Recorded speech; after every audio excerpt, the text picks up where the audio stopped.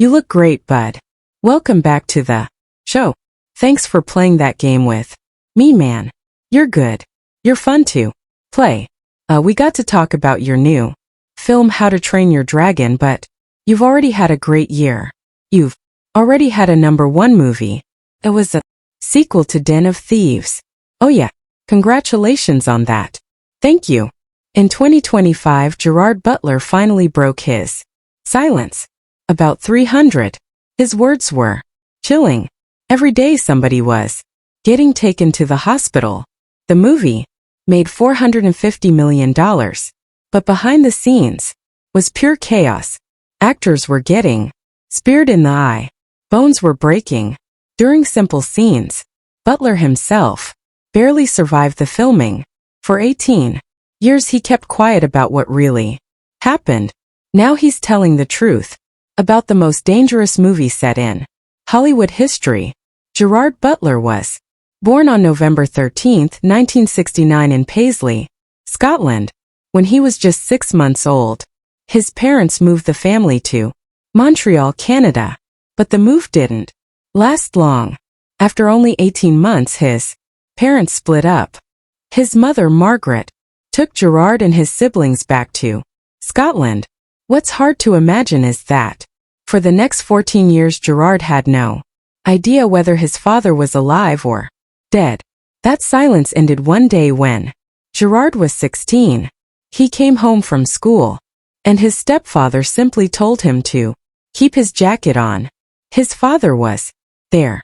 Gerard, who rarely cried, broke down for 5 hours. That moment opened the door to summers in Toronto and even a trip to Jamaica with his dad, who had once been a mystery. In school, Gerard stood out. He wasn't just smart, he was also well-liked and driven. St.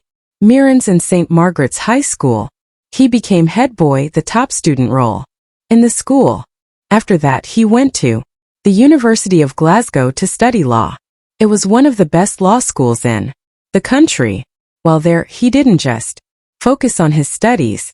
He also became president of the Law Society, even though he later admitted he had sort of talked his way into that position. But people liked him. He was confident, charming, and full of energy. Everyone assumed he'd become a successful lawyer. But Gerard was hiding something big. While his classmates were deep in textbooks, Gerard was on stage at night singing in a rock band called Speed. He had no formal training, but he sang with heart. He covered songs by The Doors, Eric Clapton, and Jimi Hendrix. During the day, he worked through legal theory. At night, he performed in crowded clubs, chasing a thrill that books couldn't give him.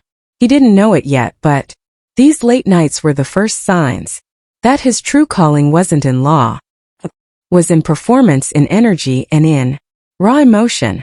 Then came the moment that changed everything. He was 27, working as a trainee lawyer at a firm in Edinburgh. Just 1 week before qualifying, he went to the Edinburgh Festival and drank too much. The law firm fired him on the spot. Just 7 days short of finishing what he had worked years to build, it was all gone. But that painful moment may have saved his life. Gerard later said that if he had stayed in law, he didn't think he would have survived. His drinking had become dangerous. He drank until he couldn't remember what he'd done. He admitted he was on a path of self-destruction. After the firing, he gave up alcohol completely and moved to London. Once in London, reality hit hard. He had to take whatever job he could find. He waited tables and dealt with rude customers. He worked in telemarketing, calling strangers and begging them to buy things they didn't want. But the strangest job of all was selling toys on the street. He stood at market stalls showing kids how to use toys, hoping their parents would buy. He was barely surviving. He went from nearly becoming a lawyer to juggling odd jobs, scraping together enough to eat and sleep. It was exhausting and depressing, but he kept going. Every job felt like a dead end, but it was also making him tougher. Then something unexpected happened. He ran into someone he knew from the Scottish Youth Theatre. She was now a casting director. Not only did they reconnect, they started dating. She gave him a job as her assistant. That meant he was sitting in auditions helping actors get roles while still trying to become one himself. It was a strange feeling. He was so close to the thing he wanted but not close enough. He watched people audition every day. Some were great, some were awful. He saw the whole process from the inside.